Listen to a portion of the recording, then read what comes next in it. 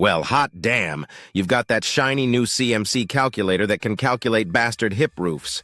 Now you think you're probably a badass roof cutter. Well, it turns out the CMC calculator only gives you theoretical rafter lengths for the bastard hip rafters. You'll have to have someone like the king of bastards show you how to physically lay out a bastard hip rafter that you could install in a roof.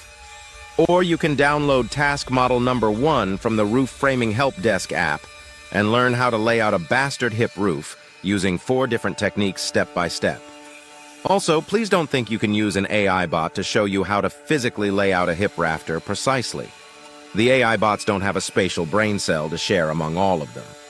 You will need to know how to use shifted plumb lines and what saw blade bevel angles to use on each side of the bastard hip rafter for the bevel cuts.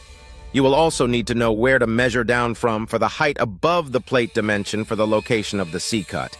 And let's not forget how to edge bevel a bastard hip rafter correctly. And let's not forget about laying out and cutting the ridge board correctly.